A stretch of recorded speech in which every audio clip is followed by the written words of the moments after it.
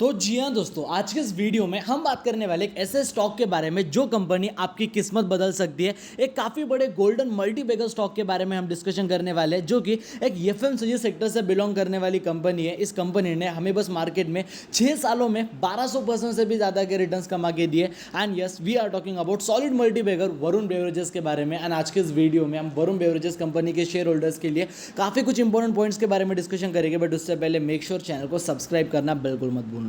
देखो, वीबीएल यानी कि वरुण बेवरेजेस लिमिटेड कंपनी, मैं इस कंपनी को काफ़ी समय से कवर करता आ रहा हूँ एंड मैंने इस कंपनी के अंदर आपको काफ़ी बार बाय करने की रिकमेंडेशन भी दी। देखो, ये कंपनी बेसिकली आपको मालूम है, ये कंपनी अपने सेक्टर की सबसे बड़ी लीडिंग कंपनी है। वरुण बेवरेजेस की अगर आप बात करते हो, ये कंपनी का मार्केट कैप आपको रफली अराउंड 1,11,000 करोड़ से भी ज़्यादा का देखने को मिलता है। एंड दोस्तों, ये कंपनी अपने आप में ही एक काफ़ी बड़ी multibagger and market leader company है। देखो, जैसा कि आपको मालूम ही होगा कि इंडिया के अंदर जो पेप्सिको है, जो केएफसी है, जो अपना केएफसी हो गया, जो और आपको मैं यहाँ पे सारे के साथ जो या कंपनी ऑपरेट करती है वो दिखाना चाहूँगा। So yes, as you can see here, ये कंपनी देखा जाए पिज़्ज़ा हट को मैनेज कर दिए, केएफसी को मैनेज कर दिए, क्रीम बेल को मैनेज कर दिए, कोस्टा कॉफ़ी को भी ये कंपनी मैनेज कर दिए। एंड देखा जाए मोस्ट इंपॉर्टेंटली पेप्सी की जो फ्रेंचाइजी है इंडिया के अंदर, वो बस एक ही कंपनी के पास है, वो है दोस्तों वरुण बेवरेजेस कंपनी। एंड जिस कंपनी के स्टॉक प्राइस में पिछले 5 साल में ग्रोथ देखने को मिली थी, ट्रस्ट में कोई और एफएमसीजी सेक्टर की कंपनी ने इतने शानदार रिटर्न्स कमा के नहीं दिए। अभी भी देखा जाए, हालांकि ये कंपनी क्लोज टू अराउंड अपने ऑल टाइम हाई के प्राइस पे ही ट्रेड कर रही है। एंड इस कंपनी का प्राइस टू अर्निंग रेशियो भी 66 के करीब है। अभी थोड़े दिनों पहले इस कंपनी के Q4 के नंबर्स आके गए, जहां पे इस कंपनी ने प्रॉफिट्स में मोर देन 60 to 70% का प्रॉफिट शो करा था, जो कि अपने आप में ही काफ़ी बड़े रीजन है। एंड देखो, कंपनी के स्टॉक प्राइस में जैसा कि मैंने आपको कह रहा हूँ कि इतनी ज़्यादा तेज़ी थी, इतने सॉलिड रिटर्न्स कंपनी ने हमें कमा के दिए।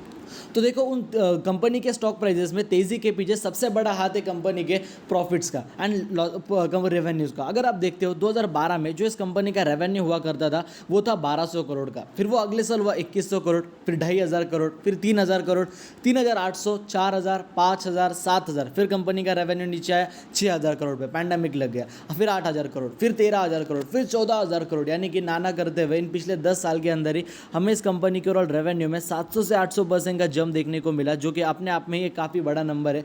अगर आप ऑपरेटिंग प्रॉफिट की बात करते हो, जहाँ पे 2012 में इसका ऑपरेटिंग प्रॉफिट 228 करोड़ हुआ करता था, आज वही कंपनी का प्रॉफिट 2800 करोड़ से भी ज़्यादा का, यानी कि मोर देन 1200% से भी ज़्यादा कंपनी का प्रॉफिट बढ़ गया। देखो, कंपनी के रेवेन्यूज तो बढ़ जाते हैं, बट कंपनी अपने खर्चों को यहाँ पे मैनेज नहीं कर पाती, इसलिए प्रॉफिट्स नीचे आते हैं। बट यहाँ पे कंपनी के जो प्रॉफिट्स है वो खर्चों से भी ज़्यादा तेज़ी से ग्रो हुए, जो कि अपने आप में ही एक काफ़ी अच्छी कंपनी को यहाँ पे दर्शाता है। एंड अगर आप इस कंपनी के बैलेंस शीट के बारे में भी बात करोगे तो आप कहोगे, सर इस कंपनी के ऊपर सर डेप्ट है, इस कंपनी के पास 3800 करोड़ का इसके ऊपर सर बोरोइंग है, इसका क्या करें। देखो, इस कंपनी के ऊपर 3800 करोड़ की बोरोइंग जरूर है, बस इस बात को भूलना मत कि इस कंपनी के पास 4400 करोड़ के रिजर्व्स भी पड़े हुए हैं। ठीक है, 4400 करोड़ के इस कंपनी के पास रिजर्व्स भी पड़े हुए हैं। सो देखा जाए, ये कंपनी के पास जितना बोरोइंग है उससे ज़्यादा इसके पास रिजर्व्स है, यानी कि जब चाहे तब ये कंपनी अपने डेप्ट्स को यहाँ पे ऑफ कर सकती है। एंड अभी अगर आप बात करते हो इस कंपनी के शेयर होल्डिंग पैटर्न के बारे में, तो सबसे बड़ा यहाँ पे स्टेक कंपनी के प्रमोटर के पास ही है, 63% का स्टेक। बट मुझे यहाँ पे हल्का सा एक नेगेटिव पॉइंट भी लगा कि भाई जून 2020 में प्रमोटर के पास 66% का स्टेक था, बट अभी उनके पास 63% का स्टेक है, 3% का स्टेक यहाँ पे प्रमोटर का कम हो गया। बट ये बात को भी तो आप ध्यान में रखो कि फॉरेन इंस्टीट्यूशनल इन्वेस्टर के पास पहले 20% का स्टेक हुआ करता था, आज उनके पास 26% का स्टेक है। नाना करते हुए 30% स्टेक उन्होंने इस कंपनी में बढ़ा दिया। ये अपने आप में ये काफ़ी बड़ी बात हो गई। देन डीआईएस के लिए भी हल्का सा स्टेक कम कर दिया, बट रिटेल इन्वेस्टर का स्टेक जितना का उतना ही हमें देखने को मिल रहा है, क्योंकि एफआईएस ने स्टेक यहाँ पे काफ़ी तेज़ी से हमें बढ़ाते हुए देखने को मिल रहा है। एंड अगर आप रिटर्न्स की बात करते हो इस कंपनी के वीबीएल के, बस फ्राइडे के दिन ही हमें इस कंपनी के स्टॉक प्राइस में 5% की तेज़ी, एक महीने में पिछले एक ही महीने के अंदर 17% की तेज़ी, 6 महीने के अंदर 40% की तेज़ी, एक साल में मोर देन 140% से भी ज़्यादा के रिटर्न्स यहाँ पे हमें VBL Varun beverages limited company ने डिलीवर करे, जो कि अपने आप में ही सबसे बड़ी बात है। एंड मैं अगर दिखाऊँ 5 साल के रिटर्न्स, तो वो 644% के करीब है। मतलब देखा जाए क्लोज टू अराउंड 5 साल में 650% के रिटर्न, सबसे ज़्यादा तगड़े रिटर्न्स आप इसे कंसिडर कर सकते हो in time period of 5 years. And बात करी जाए, अभी मार्केट में लिस्टेड हुए हुए 6 साढ़े 6 साल हो चुके हैं, एंड 6 साढ़े 6 साल के अंदर जो रिटर्न्स है वो देखो 1200% के अराउंड है। एंड देखा जाए, ये जो वीबीएल कंपनी है, जो वरुण बेवरेजेस लिमिटेड कंपनी है, अभी ये बन चुकी है। एक बार मैं दोस्तों ये एडवर्टाइज कर लेने कि आपको यहाँ पे समझने में आसान नहीं हो।